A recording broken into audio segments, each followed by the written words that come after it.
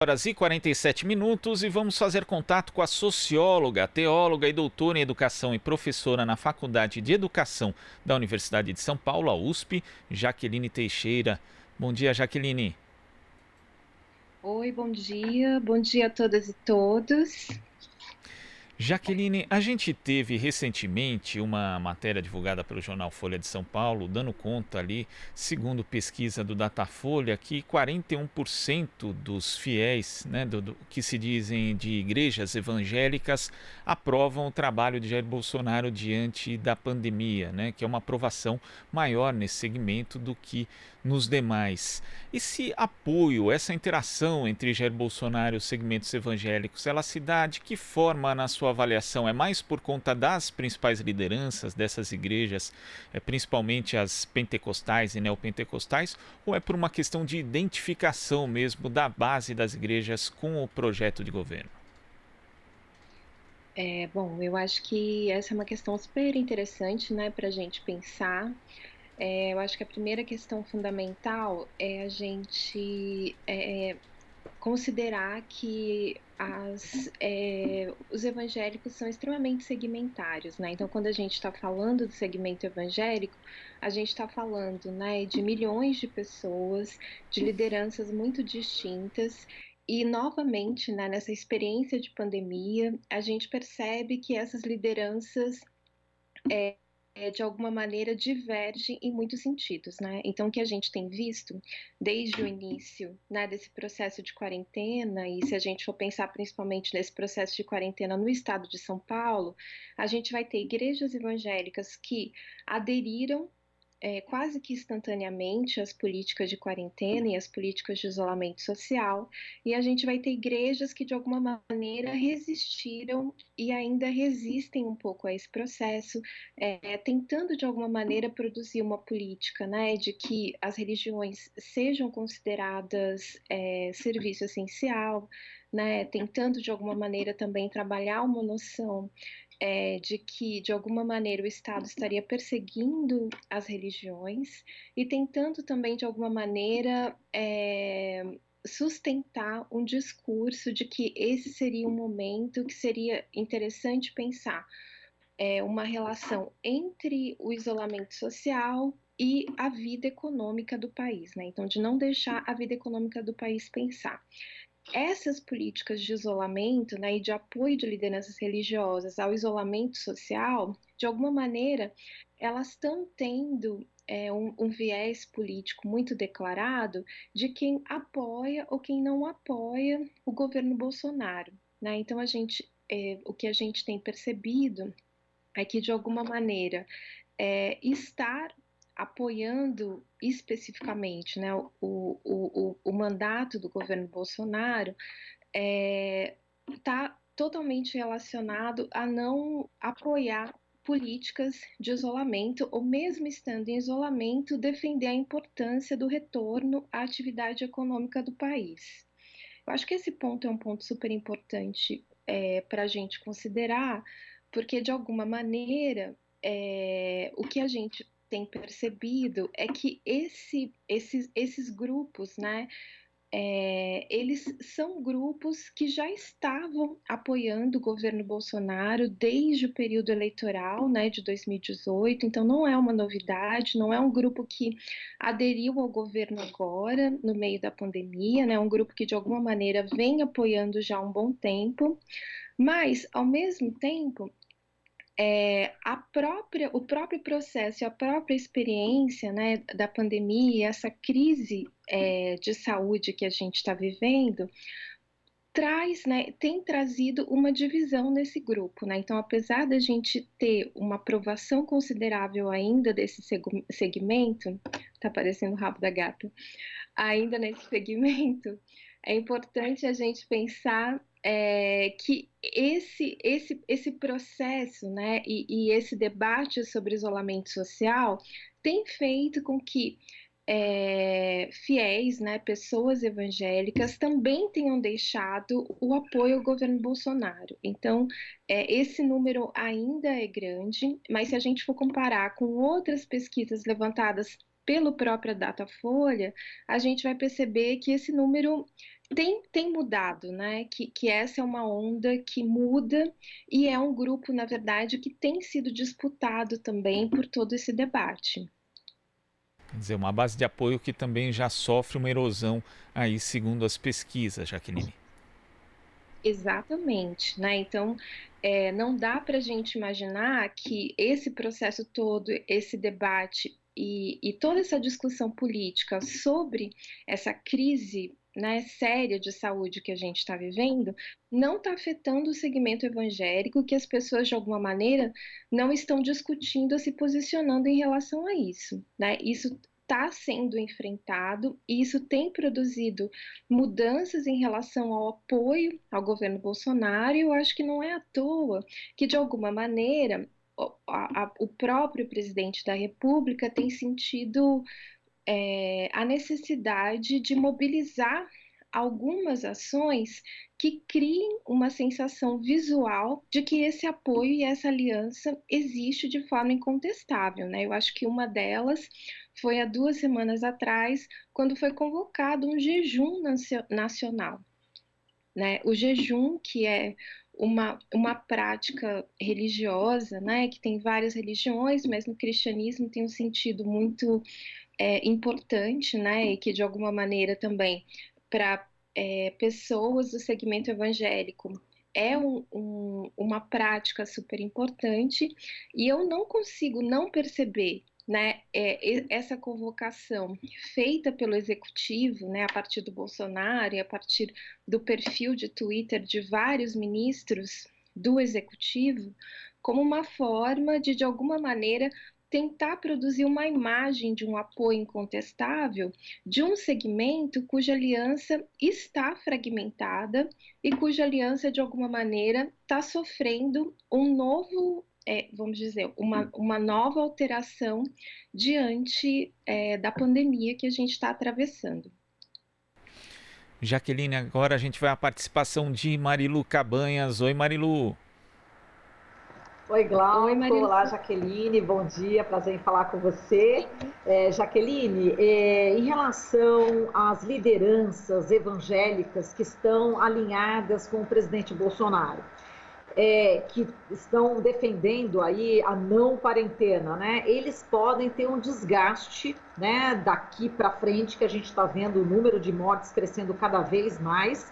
E Deus realmente, só Deus não deverá resolver esse problema. As pessoas que pensam que Deus está protegendo, que Deus vai resolver, que comigo não vai acontecer nada, em breve pode ter a notícia de alguém conhecido, alguém da família que pode ter morrido, adquirido essa doença. E como é que você vê esse desgaste, né, dessas lideranças que hoje acabam pregando a não quarentena, né, que não acreditam? E também eu queria que você falasse sobre o respeito, né, mútuo aí, religião e ciência, elas andam juntas também, não é isso? Sim, né? Eu acho que eu vou começar pela coisa da religião e ciência, elas andam super juntas. Acho que de alguma maneira, né, pelo que eu tenho percebido, acompanhando vários desses discursos e acompanhando principalmente como é que esses discursos são lidos, né, e como é que eles são recebidos por uma parte, né, dessas pessoas através de interação de WhatsApp, né, e mesmo as interações das redes sociais, é que de alguma maneira as pessoas evangélicas, elas não abandonam o discurso científico, né? Muito pelo contrário, eu acho que o que a gente tem vivido, de alguma maneira, é um intenso debate, uma intensa disputa sobre esse discurso científico e sobre qual realmente a ciência verdadeira de fato, né? Então, quando eu vejo a circulação de posturas e de discursos contra o isolamento divulgado por lideranças evangélicas, os discursos que se circulam não são necessariamente apenas versículos bíblicos, né, ou uma temática um pouco mais religiosa, mas são, na verdade, debates, né, e posturas científicas que são contrárias à quarentena e ao isolamento social. Então, eu acho que mesmo dentro do segmento religioso, a gente está tendo uma disputa sobre a veracidade da ciência e sobre essa ideia, né, de que haveria uma necessidade de se produzir uma ciência não política, né, e que a defesa do isolamento social estaria relacionada a um debate científico que estaria contaminado por um viés político, né? Então, eu acho que essa é uma questão fundamental para a gente considerar, né? Eu acho que pessoas religiosas e pessoas evangélicas também estão disputando esses discursos científicos e estão também, de alguma maneira, tentando elaborar em qual ciência acreditar. Né? Então, essas lideranças, elas não são lideranças que estão negando o debate científico. Muito pelo contrário, são lideranças que estão dando visibilidade para outras formas de debate científico que, de alguma maneira, não alcançaram protocolos ou não alcançaram consenso científico que a gente tem no país e que a gente tem tido na OMS e que a gente tem tido na maioria dos países, né, que a gente vê. Nesse sentido, então, né, eu acho que existe uma preocupação dessas lideranças de disputar o debate científico, né, e de alguma maneira, também disputar o lugar da informação sobre a pandemia e sobre a própria doença, né, e o que dizer e o que falar sobre isso. Eu acho que esse é um ponto. Um outro ponto que é importante a gente pensar dentro do que você, né, colocou, que eu acho que é fundamental, de alguma maneira, para a gente entender um pouco, é que várias dessas lideranças que estão apoiando o fim das políticas de isolamento e que, de alguma maneira, se colocam como um apoio, né, ferrenho ao governo do Bolsonaro, são lideranças do segmento, mais, né, detalhadamente, do segmento que a gente chama de segmento neopentecostal, né, então são igrejas neopentecostais, e são lideranças que, de alguma maneira, também estão apostando num discurso apocalíptico, né? Ou seja, que de alguma maneira a gente estaria passando pela experiência teológica do final dos tempos, né? E do final do mundo. Eu acho que esse ponto é um ponto interessante, porque nesse sentido, o governo do Bolsonaro, ele é um governo que se encaixa numa dinâmica apocalíptica, né? Porque ele é um governo de muito caos, ele é um governo de muita desconfiança, né? De muita inconsistência. E, de alguma maneira, então, ele é o governo que se assenta dentro de um viés teológico, né? E que responde ao anseio teológico, né? Eu acho que uma das denominações mais importantes nesse sentido, que tem realmente conservado uma postura, né, de crítica à quarentena e de defesa do retorno né, do debate econômico no país, é a Igreja Universal, né, do Reino de Deus, que tem, de alguma maneira, retrocedido em alguns aspectos, porque é uma denominação nacional, né, constituída no Brasil, mas é uma denominação que está nos principais países do mundo, né? Ela existe em mais de 200 países, então ela teve que adotar protocolos internacionais. Esses protocolos e esses debates internacionais também trazem questões, né, para a própria atuação eclesiástica da igreja no país. Tem uma outra coisa também que afeta bastante, que é a própria posição que a Igreja Universal ocupa dentro de um regime político de executivo, né, a partir da experiência do Marcelo Crivella, prefeito do Rio de Janeiro. Mas ainda assim, né, a igreja, de alguma maneira, tem investido realmente numa defesa, né, desse viés econômico, tentando trazer à luz, né, das pessoas que acompanham a igreja, um conhecimento de outros debates científicos e debates que, como eu disse, não geram consenso dentro, né, dos nossos protocolos científicos e médicos de como lidar com essa doença.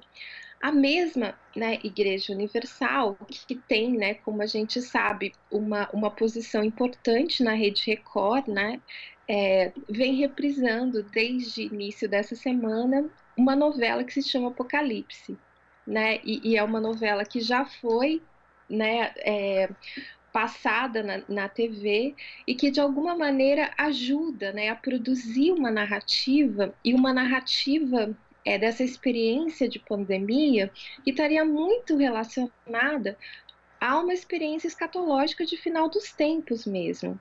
E é nesse sentido que o governo Bolsonaro se adapta, né? Porque o governo Bolsonaro, ele constitui e configura uma narrativa de final dos tempos. É um governo feito para não dar certo, né? Então, é mais ou menos nesse sentido que eu vejo que, de alguma maneira, essas lideranças não necessariamente têm a sua posição em risco por apoiar ou não o governo, né? Porque de alguma maneira esse apoio ele acontece dentro de um referencial teológico e de um referencial teológico de final dos tempos.